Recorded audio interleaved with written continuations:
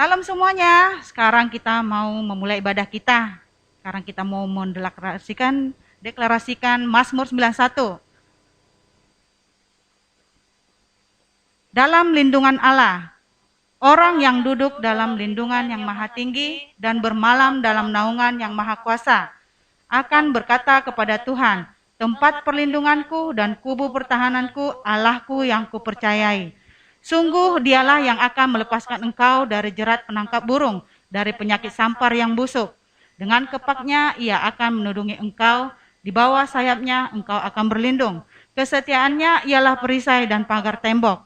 Engkau tak usah takut terhadap kedahsyatan malam, terhadap panah yang terbang di waktu siang, terhadap penyakit sampar yang berjalan di dalam gelap, terhadap penyakit menular yang mengamuk di waktu petang. Walau 1000 orang rebah di sisimu dan 10.000 di sebelah kananmu, tetapi itu tidak akan menimpamu. Engkau hanya menontonnya dengan matamu sendiri dan melihat pembalasan terhadap orang-orang fasik. Sebab Tuhan ialah tempat perlindunganmu, yang maha tinggi telah kau buat tempat perteduhanmu. Malapetaka tidak akan menimpa kamu, dan tulah tidak akan mendekat kepada kemahmu. Sebab malaikat-malaikatnya akan diperintahkannya kepadamu untuk menjaga engkau di segala jalanmu. Mereka akan menatang engkau di atas tangannya, supaya kakimu jangan terantuk pada batu. Singa dan ular tedung akan kau langkahi, engkau akan menginjak anak singa dan ular naga. Sungguh hatinya melekat kepadaku, maka aku akan meluputkannya. Aku akan membentenginya sebab ia mengenal namaku. Bila ia bersuruh kepadaku, aku akan menjawab. Aku akan menyertai dia dalam kesesakan. Aku akan meluputkannya dan memuliakannya. Dengan panjang umur akan kukenyangkan dia dan akan kuperlihatkan kepadanya keselamatan daripadaku. Amin. Amin. Haleluya. Shalom semuanya. Shalom. Saya percaya kita semuanya dengan kabar yang luar biasa. Amin.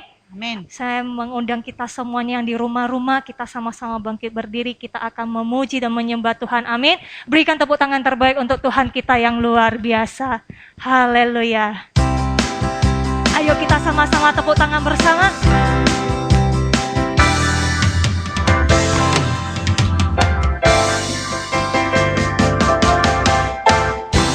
Berkuasa di bumi di surga,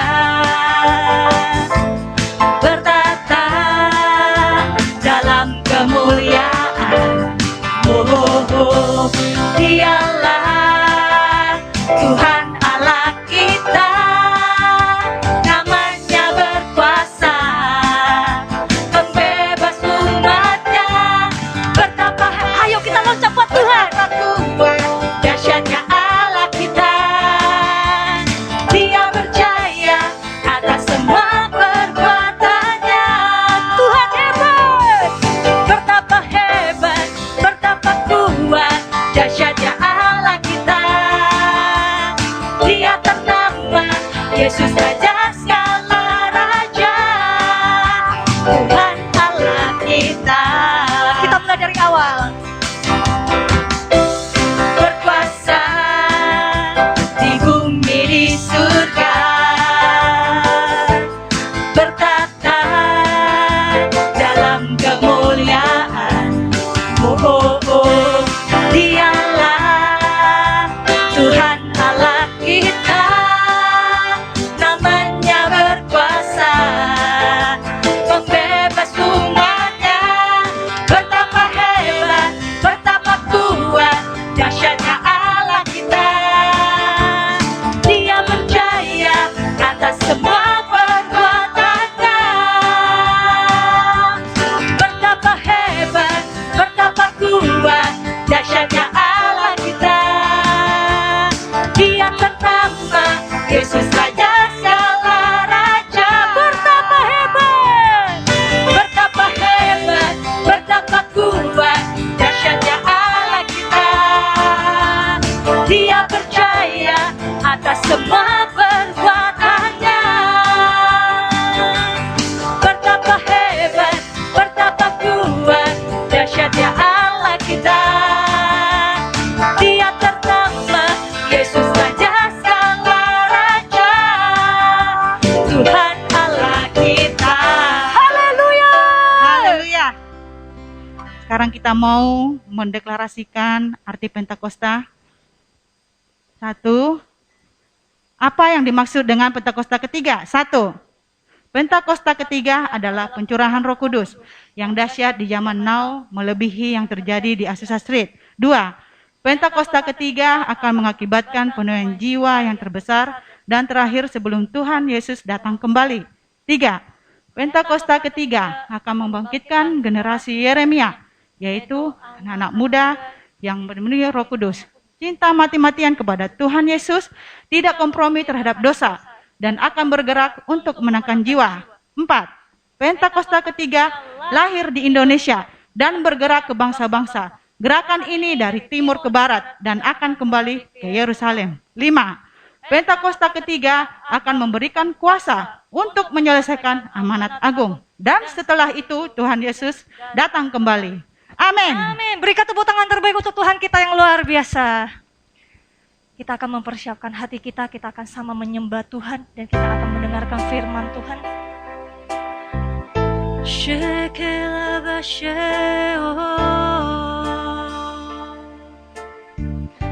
Kami percaya Tuhan dimanapun kami berada Tuhan, Engkau akan menyatukan kami ya Bapa.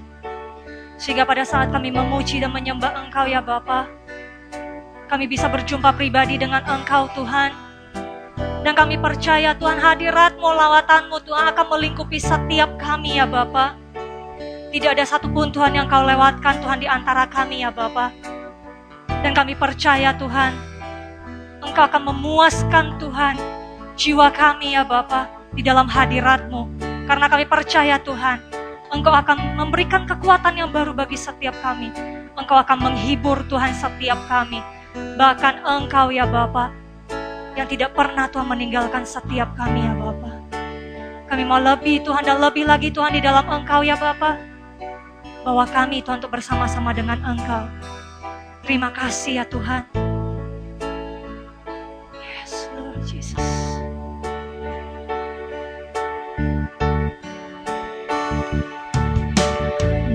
Betapa dahsyat Engkau Tuhan, Pencipta segala yang ada, dulu sekarang sampai selamanya.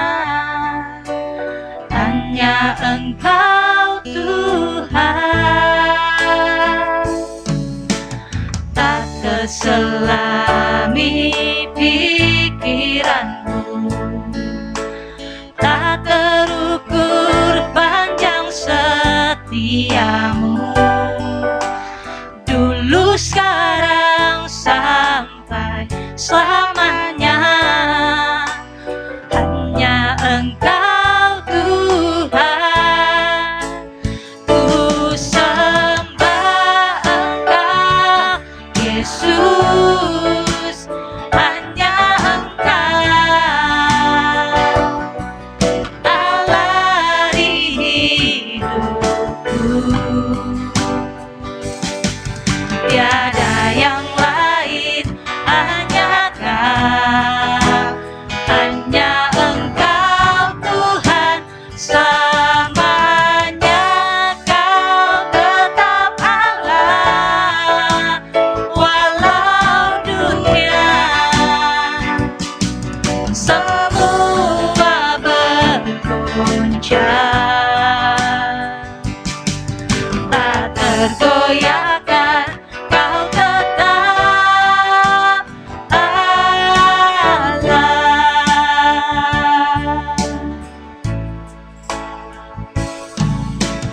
Betapa dahsyat Engkau Tuhan, Pencipta segala yang ada, dulu sekarang sampai selamanya. Hanya Engkau Tuhan, tak terselami pikiranku, tak terukur panjang setiamu, dulu sekarang sampai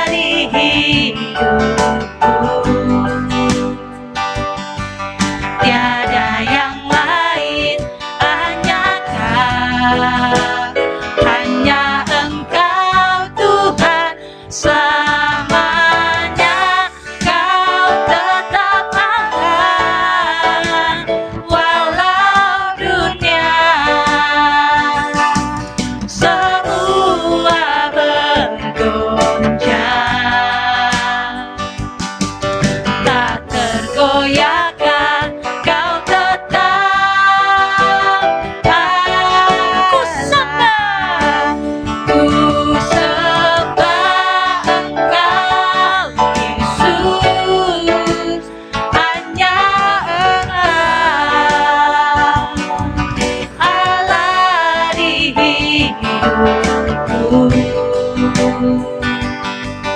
Tiada yang lain, hanya Kau, hanya Engkau Tuhan selamanya.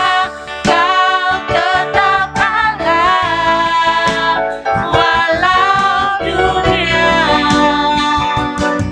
semua bergoncang, tak tergoyahkan. Kau tetap Allah. Mari kita sama-sama sembah Tuhan.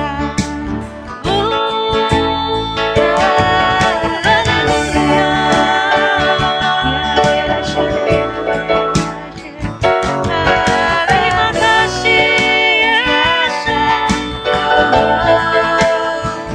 Terima kasih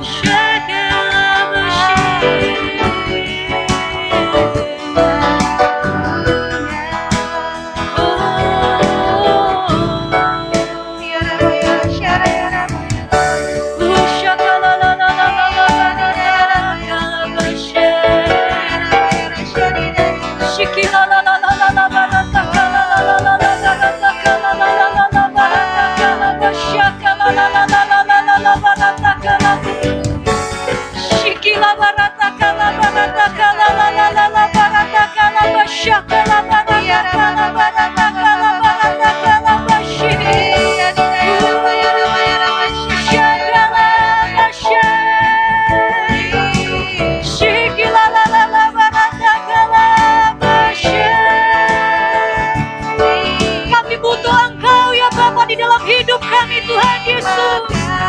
Pertama Kau dahsyat ya Bapa.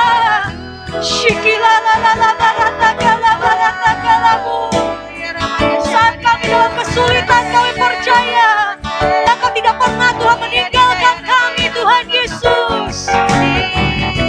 Ya Tuhan,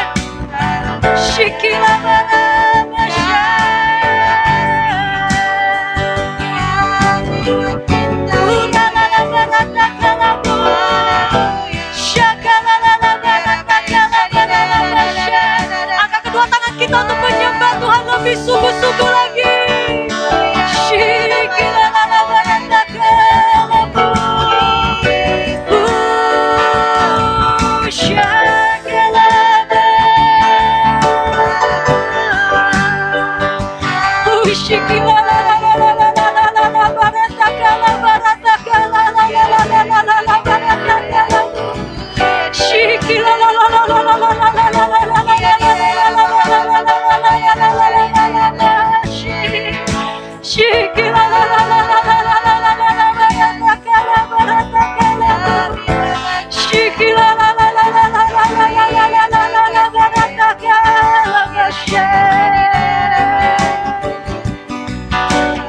Oh Yesus,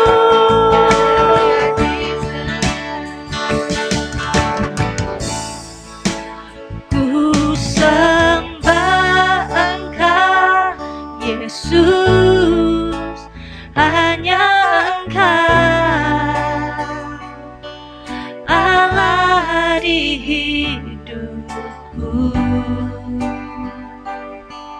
Tiada yang lain, hanya Kau, hanya Engkau Tuhan selamanya. Kau tetap Allah, walau dunia semua bergoncang, tak tergoyahkan. Kau tetap Allah.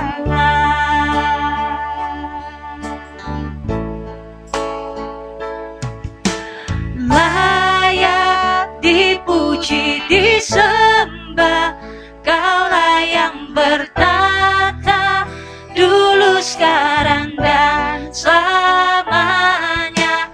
Raja atas segala raja, namamu besar termulia.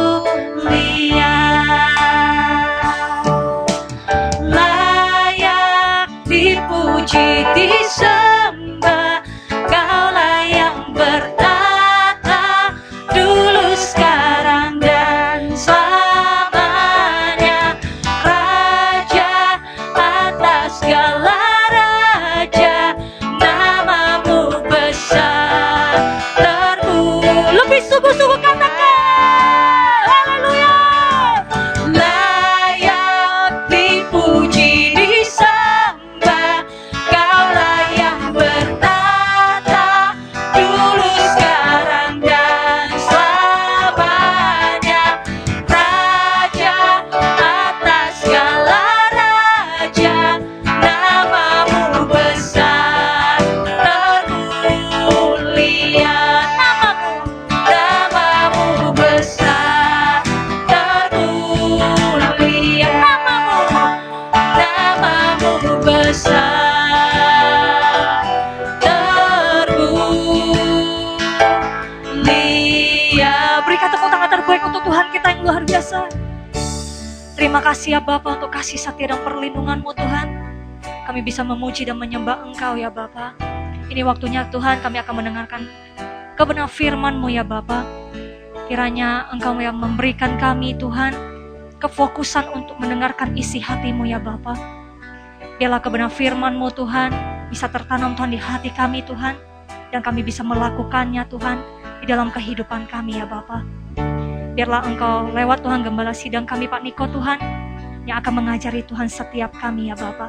Terima kasih ya Bapa untuk kasih setia dan perlindungan-Mu. Di dalam nama Tuhan Yesus Kristus kami mengucap syukur dan berdoa. Kita sama-sama katakan amin.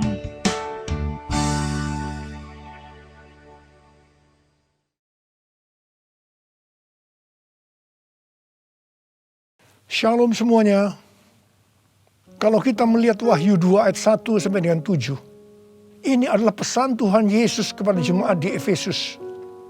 Tuhan Yesus berkata, "Aku tahu segala pekerjaanmu, baik jerih payahmu maupun ketekunanmu.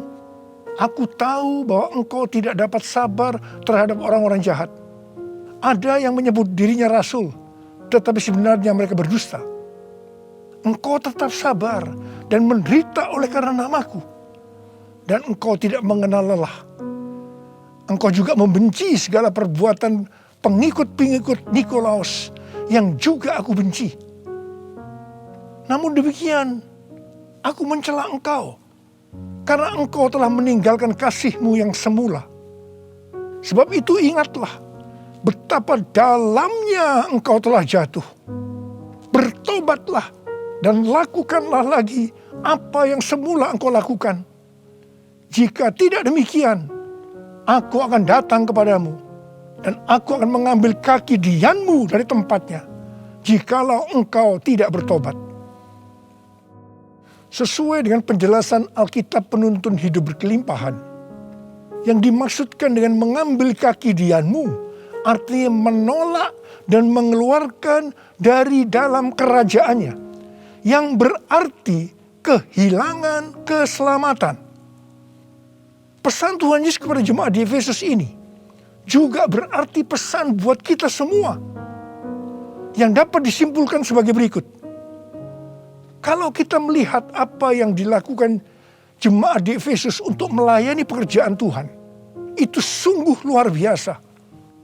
Tetapi apapun yang mereka lakukan untuk melayani pekerjaan Tuhan, meskipun itu sungguh luar biasa, tetapi kalau tidak didasarkan kepada kasih yang semula, maka Tuhan akan berkata, betapa dalamnya engkau telah jatuh.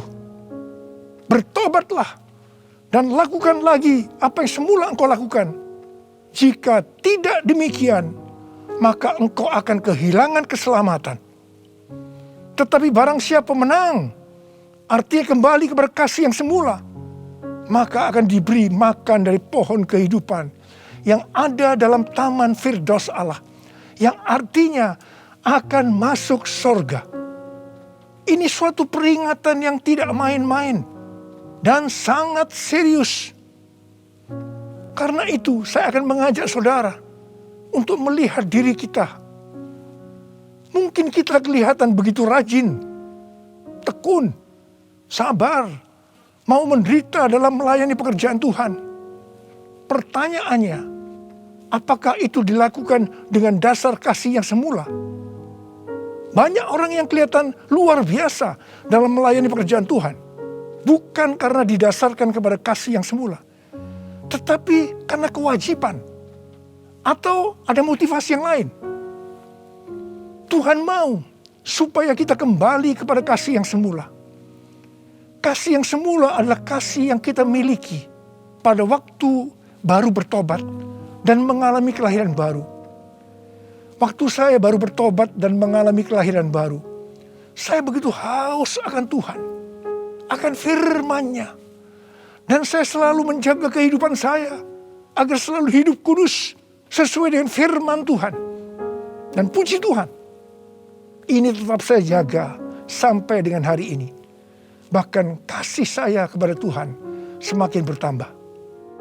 Orang yang memiliki kasih yang semula pasti akan hidup sama seperti Kristus telah hidup. Orang yang memiliki kasih yang semula pasti hidup sebagai orang yang berintegritas. Hidup tulus dan jujur di hadapan Tuhan. Orang yang memiliki kasih yang semula pasti akan keluar sebagai pemenang. Orang yang memiliki kasih yang semula akan ikut dalam pengangkatan dan masuk surga. Yang percaya katakan amin. Ku cinta Kau Yesus, hanya Engkau bagiku Yesus. Sungguh ku rindu mengatakannya, betapa aku mengasihimu. Engkau Allah dan Rajaku,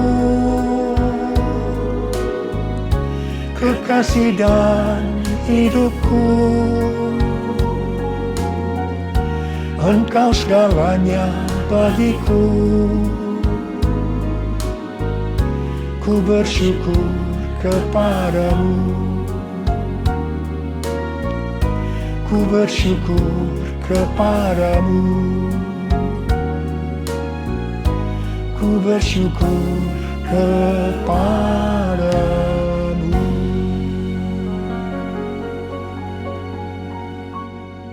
Pada waktu Tuhan Yesus ditanya oleh murid-muridnya tentang tanda kedatangannya kembali dan tanda kesudahan dunia ini, Tuhan Yesus menjawab dalam Lukas 21 ayat 11 bahwa salah satunya adalah penyakit sampar. Jadi COVID-19 ini adalah salah satu tanda dari kedatangan Tuhan Yesus kembali dan tanda kesudahan dunia ini.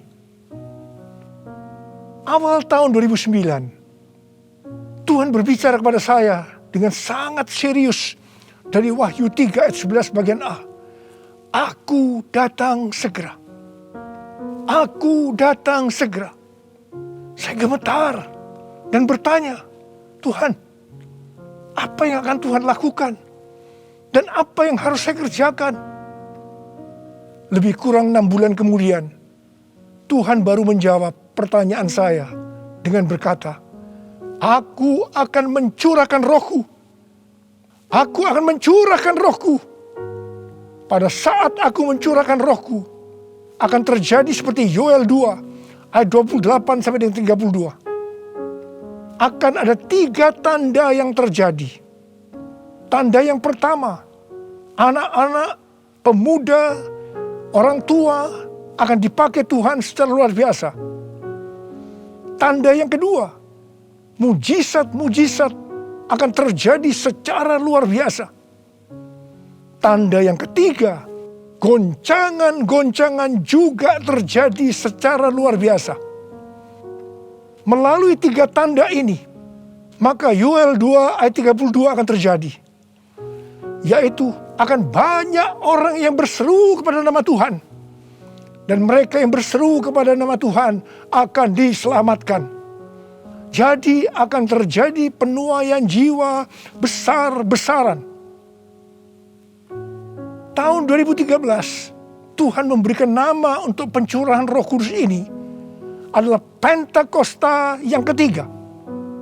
Jadi salah satu tanda terjadinya Pentakosta yang ketiga adalah goncangan-goncangan. Sejak tahun 2009, hampir di setiap khotbah saya selalu mengingatkan tentang goncangan ini. Saya sering berkata, kalau saudara percaya akan terjadi goncangan-goncangan, katakan amin. Tetapi sering aminnya hanya sekedar berkata amin saja. Saya selanjutnya akan berkata, saudara tidak berkata amin pun, goncangan pasti terjadi. Biasanya kita akan tertawa setelah saya berkata seperti itu. Tetapi siapa mengira tanggal 2 Maret tahun 2020, Presiden Jokowi mengumumkan bahwa COVID-19 masuk ke Indonesia. Mulai saat itu goncangan karena pandemi COVID-19 mulai terjadi dan sampai dengan hari ini belum selesai. Banyak orang yang khawatir, ketakutan, bosan, jenuh, depresi. Ada juga yang sakit dan tidak sedikit yang meninggal. Pandemi ini juga mengakibatkan terjadinya krisis ekonomi. Ditambah lagi hari-hari ini pandemi semakin ganas dengan adanya varian Delta yang membuat penularannya jauh lebih cepat. Yang paling penting yang harus kita lakukan dalam menghadapi pandemi ini adalah kita harus makin sungguh-sungguh untuk mempersiapkan diri kita dalam menyambut kedatangannya yang kedua kali. Sebab Tuhan Yesus sendiri yang berkata bahwa sampar dalam hal ini COVID-19 adalah salah satu tanda akan kedatangannya yang kedua kali. Karena itu, seperti pesan Tuhan Yesus kepada jemaat di Efesus, yang berarti ini juga pesan buat kita semua pada zaman ini, bahwa kita harus kembali kepada kasih yang semula. Sebab hanya orang yang memiliki kasih yang semula yang akan ikut dalam pengangkatan. Yang percaya katakan amin. Dalam masa pandemi ini, kita harus mengerti bahwa pencurahan Roh Kudus yang disebut dengan Pentakosta yang ketiga sedang terjadi. Dalam pandemi ini kita harus mengerti bahwa ini adalah masa penuaian jiwa yang terbesar dan yang terakhir dalam menyelesaikan amanat agung untuk menjadikan semua bangsa murid Tuhan Yesus. Dalam masa pandemi ini, kita harus mengerti bahwa akan terjadi kebangkitan generasi Yeremia, yaitu anak-anak muda yang dipenuhi Roh Kudus, cinta mati-matian kepada Tuhan Yesus, tidak kompromi terhadap dosa, dan akan bergerak untuk memenangkan jiwa. Sucikan dan kuduskan hati ini untuk layak menghadap hadirat-Mu. Tubuh jiwa rohku kuserahkan padamu, ku menyembah-Mu. Tinggikan nama-Mu ya Tuhan, mulialah nama-Mu ya Tuhan. Tiada lain seperti Engkau ya Allahku, besar kuasa-Mu. Tiada lain seperti Engkau ya Allahku, besar kuasa-Mu, besar kuasa-Mu.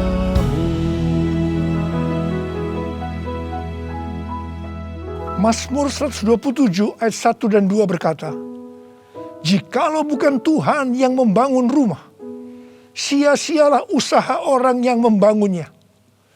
Jikalau bukan Tuhan yang mengawal kota, sia-sialah pengawal berjaga-jaga. Sia-sialah kamu bangun pagi-pagi dan duduk-duduk sampai jauh malam, dan makan roti yang diperoleh dengan susah payah. Sebab Ia memberikannya kepada yang dicintainya pada waktu tidur. Ayat ini mengingatkan kita bahwa dalam segala hal, termasuk dalam masa pandemi ini, kita harus mengandalkan Tuhan. Termasuk dalam hal membangun rumah, termasuk dalam hal perlindungan. Sesuai dengan Mazmur 91 dikatakan, kalau kita menjadikan Tuhan sebagai tempat perlindungan dan kubu pertahanan kita, maka kita tidak usah takut terhadap kedahsyatan malam, terhadap panah yang terbang di waktu siang, terhadap penyakit sampar yang berjalan di dalam gelap, terhadap penyakit menular yang mengamuk di waktu petang, termasuk dalam hal mencari nafkah di tengah-tengah krisis ekonomi yang terjadi hari-hari ini. Kita harus tetap mengandalkan Tuhan.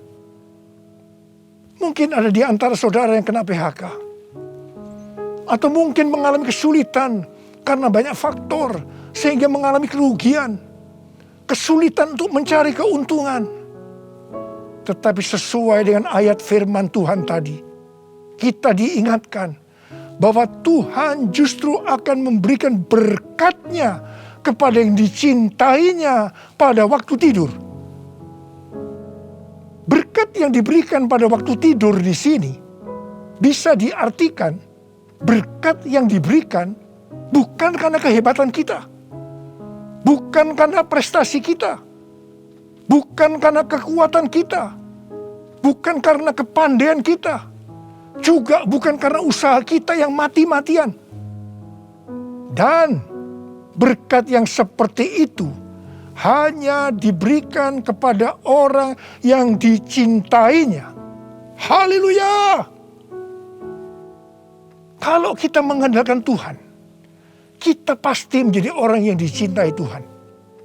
Orang yang mengandalkan Tuhan adalah orang yang mengikuti segala perintah yang diberikan tanpa ragu-ragu, tanpa banyak pertanyaan, tanpa bersungut-sungut, tetapi dengan hati yang percaya disertai ucapan syukur. Demikian juga dalam menghadapi pandemi ini. Kalau kita mengandalkan Tuhan, itu berarti kita akan mengikuti perintah-perintahnya. Saya akan mengingatkan kembali tuntunan Tuhan sejak awal dari pandemi ini. Apakah saudara ingat? Dan apakah saudara tetap melakukannya? Mungkin ada yang berpikir bahwa pandemi ini sesuatu yang biasa. Mungkin karena sudah bosan, karena jenuh. Tetapi ingat, kita boleh bosan dan jenuh, tetapi COVID-nya belum bosan. Karena itu kita harus dengan serius menghadapi pandemi ini. Mari, saya akan ajak saudara untuk mengingat kembali tuntunan Tuhan. Yang pertama, sesuai dengan 2 Tawarikh 7 ayat 13 dan 14 yang mengatakan bahwa kalau kita mengalami pandemi dan krisis ekonomi, maka kita harus merendahkan diri, berdoa, mencari wajah Tuhan, serta berbalik dari jalan-jalan yang jahat. Kalau kita melakukan itu, maka Tuhan akan mendengar dari sorga dan akan mengampuni dosa kita, serta memulihkan negeri kita, Indonesia yang tercinta. Katakan amin. Yang kedua, kita diminta untuk menghardik COVID-19 dan krisis ekonomi dengan berkata, dalam nama Yesus, diam, tenanglah. Apakah saudara sudah melakukan ini? Yang ketiga, kita diminta memperkatakan Mazmur 91 karena kita percaya akan janji Tuhan. Yang keempat, kita diminta melakukan seperti yang dilakukan oleh Daud ketika Tuhan menghukum orang Israel, di mana ada 70.000 orang yang mati karena penyakit sampar. Daud waktu itu membuat mezbah di pengirikan milik Arauna dengan membayar harganya. Waktu itu Arauna akan memberikan secara gratis kepada Daud. Tetapi Daud tidak mau. Dia tetap mau membayar harga. Setelah Daud membuat mezbah, maka tulah sampar itu berhenti. Kalau kita mengharapkan pandemi akan berhenti, maka kita sebagai gereja-gereja Tuhan harus membuat mezbah, doa, pujian, dan penyembahan bersama-sama dalam unity. Minta belas kasihan turun. Minta belas kasihan turun ke atas Indonesia. Gereja jangan saling menyalahkan satu sama lain. Gereja jangan saling menjelekkan. Gereja harus membayar harganya dengan unity. Yang kelima, sesuai dengan Yesaya 26 ayat 20 dan 21. Maka kita diminta oleh Tuhan untuk bersembunyi barang sesaat lamanya. Sampai amarah itu berlalu. Karena Tuhan akan menghukum penduduk bumi karena kesalahannya.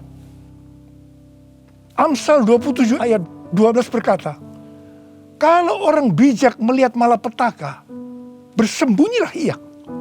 Tetapi yang tidak berpengalaman berjalan terus, lalu kena celaka. Karena itu, mari, biarlah kita menjadi orang yang bijak.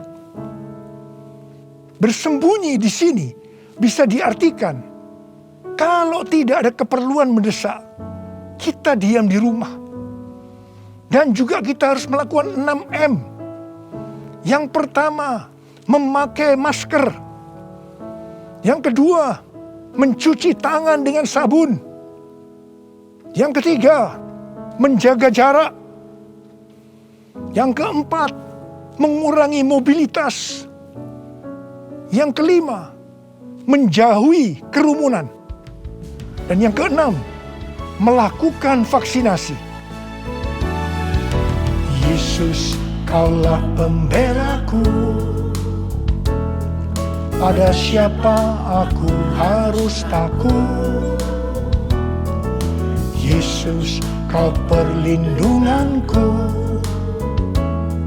Ku tak gentar menghadapi musuh. Sekarang tegaklah kepalaku, hadapi lawanku yang berada di sekelilingku, dan mulutku memuji, bermazmur bagimu, bersorak bagi kebesaran-Mu. Sekarang tegaklah kepalaku, hadapi lawanku yang berada di sekelilingku, dan mulutku memuji, bermazmur bagimu, bersorak bagi kebesaran-Mu, bersorak bagi kebesaran-Mu, bersorak bagi kebesaran-Mu.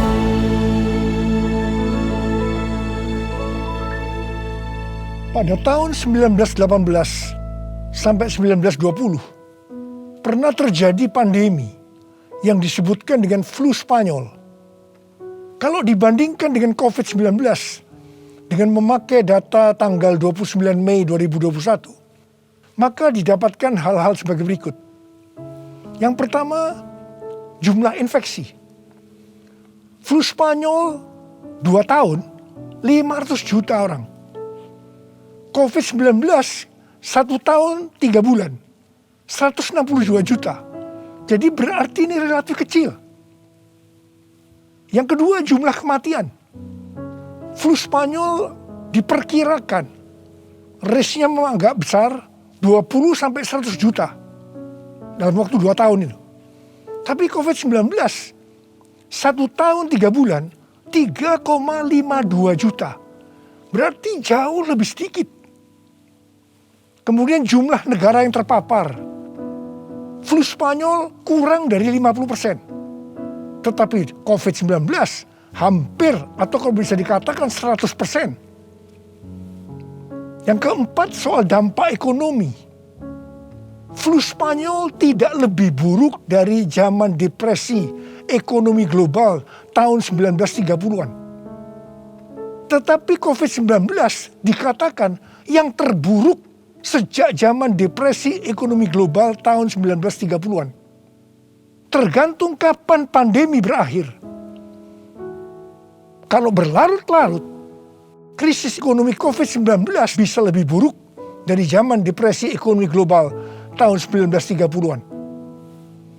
Tetapi yang paling menonjol dari COVID-19 ini adalah angka depresi, kecemasan, stres justru tertinggi sepanjang sejarah. Angka depresi global tahun 2020 adalah sebesar 25% dibandingkan dengan angka depresi global tahun 2017 yang hanya 3,44%. Dengan melihat ini semua, saya percaya rencana Tuhan bagi umat manusia adalah supaya mereka bertobat, mencari wajah Tuhan, sehingga terjadi penuaian jiwa yang terbesar dan yang terakhir sebelum Tuhan Yesus datang kembali. Sesuatu yang mengherankan dari flu Spanyol ini adalah bahwa setelah infeksi gelombang kedua yang meningkat secara luar biasa, tiba-tiba virusnya menghilang. Entah pergi kemana, entah kemana perginya. Wow! Kita boleh berdoa kepada Tuhan agar ini juga terjadi pada COVID-19 serta varian-varian yang lain yang tiba-tiba menghilang entah kemana karena amarah Tuhan sudah berlalu. Karena itu sekali lagi saya mengingatkan agar kita melakukan tuntunan Tuhan untuk menghadapi pandemi COVID-19 ini dengan lebih serius dan sungguh-sungguh, supaya Tuhan juga menuntun kita di tengah pandemi yang sedang bergejolak ini. Saya percaya kalau kita kembali kepada kasih yang semula, kita akan berkata, Tuhan, pakai saya menjadi alat-Mu untuk menyelesaikan amanat agung. Maranatha, datanglah segera Tuhan Yesus.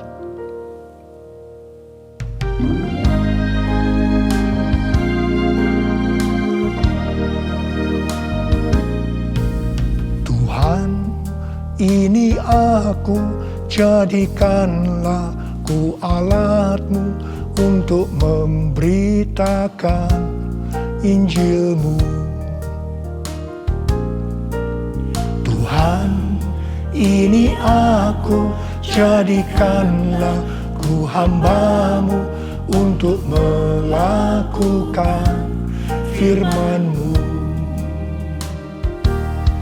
Penuhi hidupku dengan roh-Mu, agar ku jadi saksi-Mu. Pakailah hidupku dan urapilah untuk kemuliaan nama-Mu, untuk kemuliaan nama-Mu, untuk kemuliaan nama-Mu. Urialaba syaralaba kana marabalabalabalabalaba. Orialalabarabarabarabarabarabarabarabarabaraba. Orialalabalabalabalabalabalaba. Ada berapa banyak di antara saudara yang berkata kepada Tuhan, Tuhan, ini saya Tuhan, ini saya Tuhan, pakailah saya menjadi alat-Mu untuk menyelesaikan amanat agung Tuhan Yesus. Saudara boleh angkat tangan saudara. Kau melihat anak-anak-Mu yang sedang mengangkat tangan Tuhan. Mereka siap Tuhan menjadi alat-Mu, pakai mereka untuk menyelesaikan amanat agung Tuhan Yesus. Orang terima pengurapan Tuhan, terima.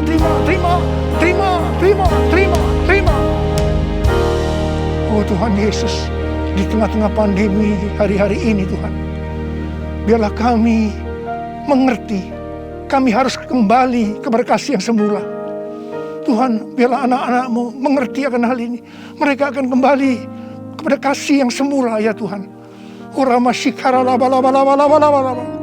Bapa-Mu berdoa buat mereka yang sekarang sedang terpapar dengan COVID-19 ini Tuhan.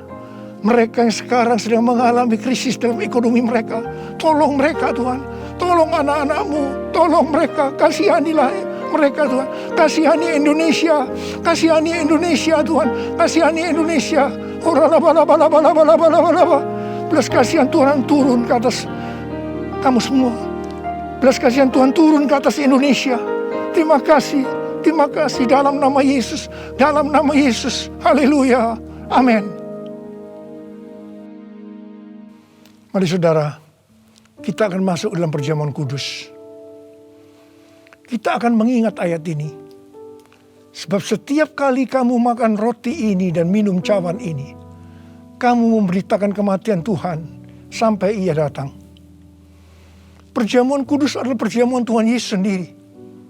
Setiap kali kita masuk dalam perjamuan kudus, Tuhan Yesus selalu berkata, biarlah ini menjadi peringatan akan daku. Biarlah ini menjadi peringatan akan daku. Mari, arahkan hati kita kepada kebaikan Tuhan. Mari, tundukkan kepala. Bapa, siapakah kami ini sebelum kami mengenal Engkau? Kami ini orang berdosa. Upah dosa adalah maut, mati. Tapi Engkau yang tidak berdosa telah dijadikan dosa oleh karena kami semua. Engkau harus turun dari sorga mulia, menjelma menjadi manusia, mati ganti kami dengan penderitaan yang luar biasa. Dan Engkau dibangkitkan kembali.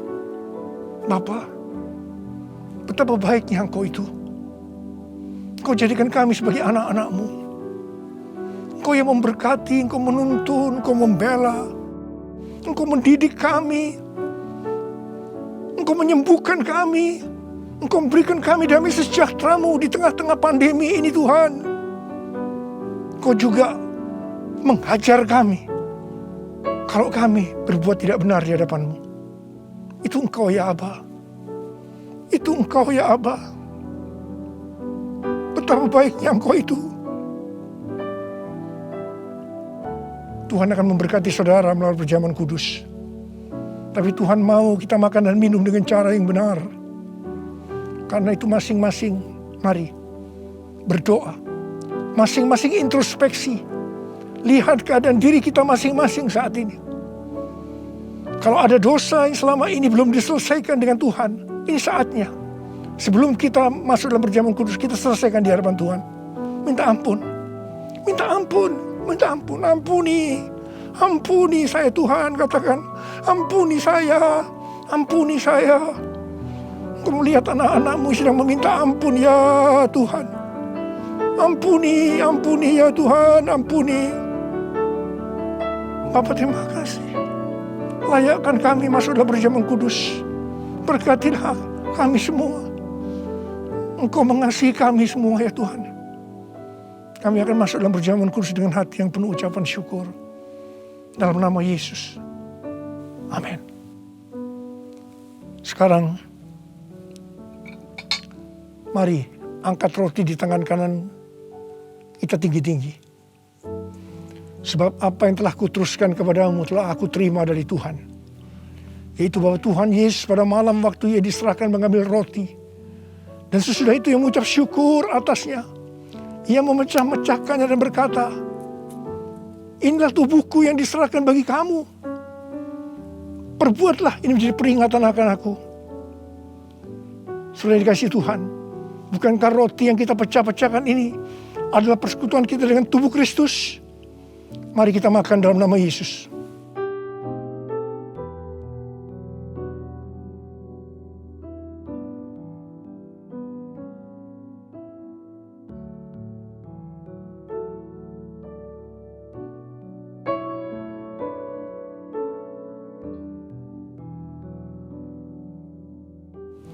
Sekarang angkat cawan di tangan kanan kita tinggi-tinggi. Demikian juga Ia mengambil cawan sesudah makan lalu berkata, cawan ini adalah perjanjian baru yang dimeteraikan oleh darahku. Perbuatlah ini setiap kali kamu meminumnya menjadi peringatan akan aku. Sudah dikasih Tuhan, bukankah cawan pengucapan syukur yang atasnya kita ucapkan syukur adalah persekutuan kita dengan darah Yesus?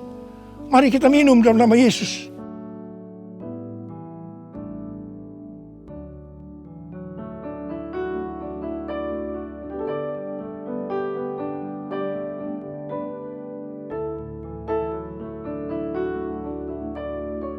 Mari angkat tangan kita. Ucapkan syukur dengan suara, jangan diam. Jangan diam. Oh ralabasyarakanama ya ralabarabara. Oh ralabakanama. Yesus, terima kasih ya Tuhan Yesus.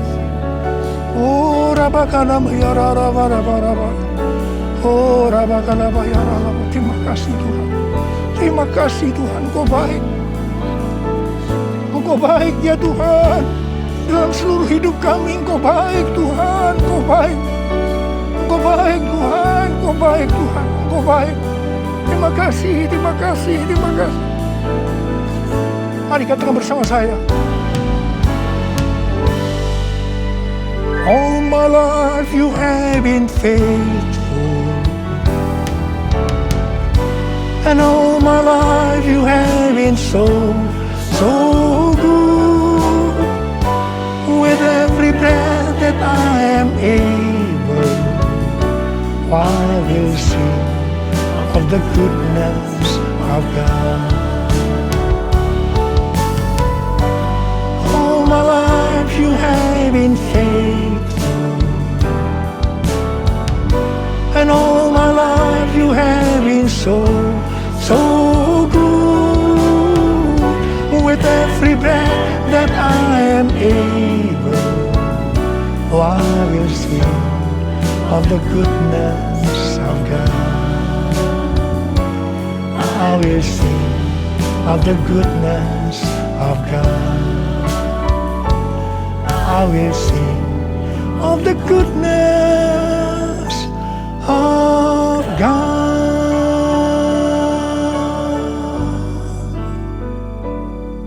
Terima kasih.